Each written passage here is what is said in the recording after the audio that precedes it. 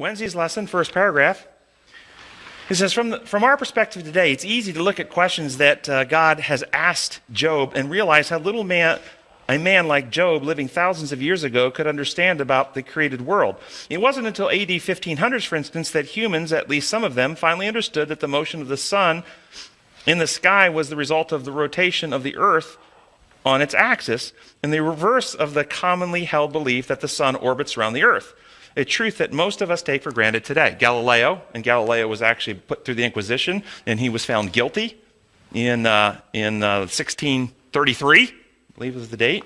He was found guilty, and he was confined in prison, confined to his home for the rest of his life, and died in 1642. Why? He dared to challenge their belief. What did he say? The earth rotates around the sun. It can't be.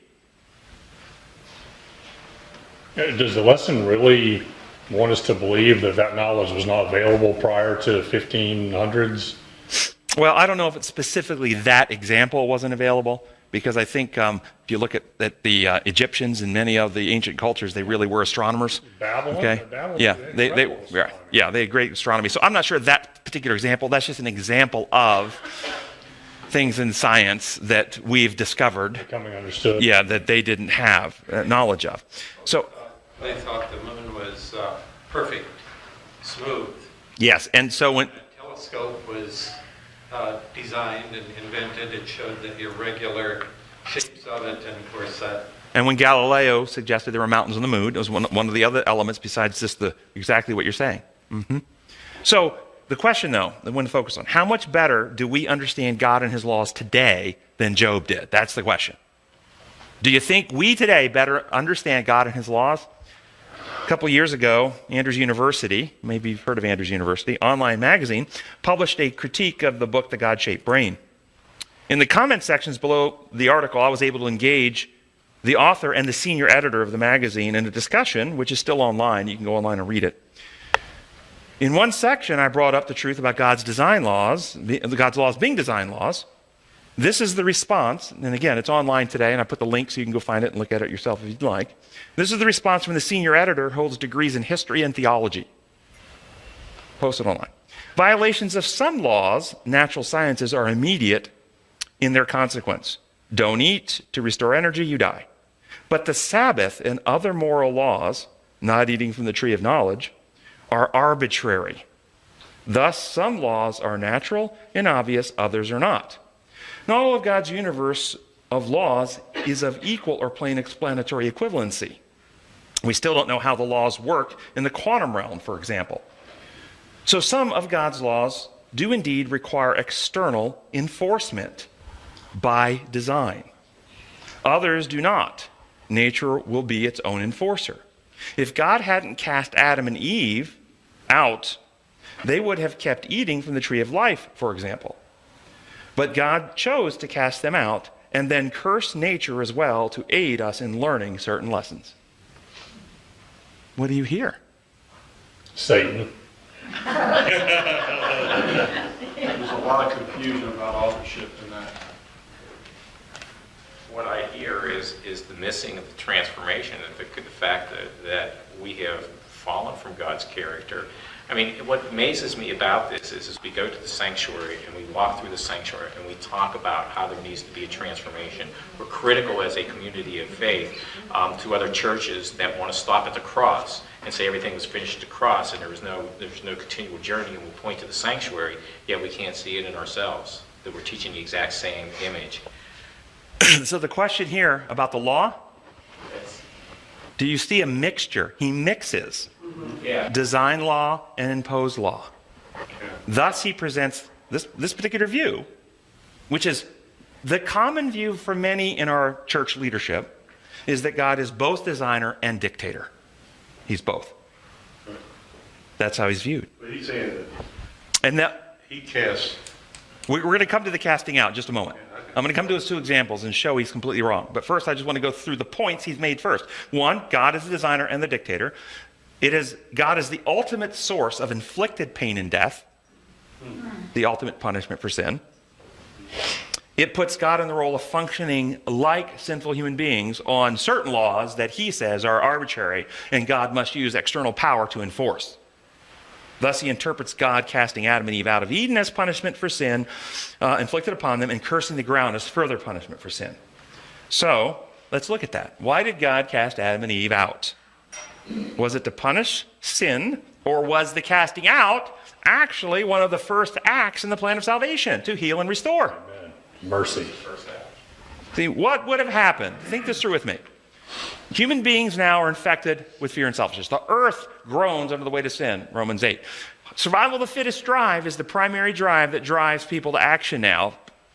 Kill or be killed. This is the primary drive after Adam and Eve sins in the hearts of all creatures now on earth. What would have happened with creatures like that had access to the tree of life? They would not age. My understanding of what the tree of life does, it prevents aging, the gradual decay, the slow decline in vitality and function that leads to our first death here on earth. I suspect the tree of life would not have prevented Cain from crushing Abel's head with a rock. Okay, that wouldn't have been prevented. Murder would not have been prevented by the tree of life. Beheading people, nuclear explosions would not have been beheaded. The laws of physics on their physical matter would still, putting someone in a fiery furnace, burning someone at the stake would have still happened. They just wouldn't have aged. Now, this is a fountain of youth, in other words. That's all it is. It's a physiological source of some type of nutrition that gives our body what it needs so it doesn't decay over time. That's my understanding of the tree of life. If that were still on planet Earth, who do you think would control it? The meek and the humble? Is there any doubt in your mind that the selfish and the powerful would control it? And then think through, if that would have happened, look in Genesis chapter 6. Without the tree of life on the earth, they come to a point where there's only one righteous man left on the whole earth. Violence filled the earth. Violence filled the earth, and violence all the time. So they were restricted not as an infliction of punishment, but it was a necessary restriction to permit the plan of salvation to be carried out in the first place. Ellen White goes as far as to say it was Satan's plan that they would sin and then access the tree of life so there'd be an immortal sinner. That was his plan. So this was not an infliction. It was not a punishment. It was a mercy. Wouldn't it give credibility to the idea that there's a dual nature of humanity? In other words, that your soul will live forever, even if your body dies? I don't know about that, because they would have lived perpetually in the body. It might have disabused that idea because there wouldn't have been people needing to live outside the body. The idea of the immortal soul is the defense against the fear of death and dying. So you come up with this defense that, well, you're not really going to die. You're going to continue to live in a different state. But if the tree of life is still here and you can live forever in this state, then maybe people don't need to defend against that. The way we defend against the fear of dying is to get access to the tree. Yeah, but there's still that wild concept called reincarnation. Which wouldn't happen if you never die. So that idea probably wouldn't have emerged either.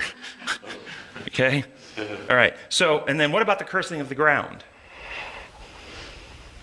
This also was not an infliction. Remember what the Bible teaches all through Scripture. Jesus said, who did this? An enemy has done this. Has sown seeds, and the wheat is growing up with the tares. Who put the tares there? An enemy has done this. Paul says in Romans 8 that all nature groans under the weight of sin.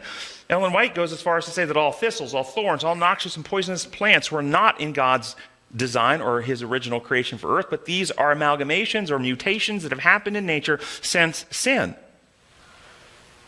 So God was not inflicting a curse on the ground. He was simply pronouncing, diagnosing, announcing the reality. Adam, you've deviated from my design. All nature is now infected with this antagonistic principle, and it's going to be harder. The ground is going to bring up weeds and thistles and poisonous plants it never would have before.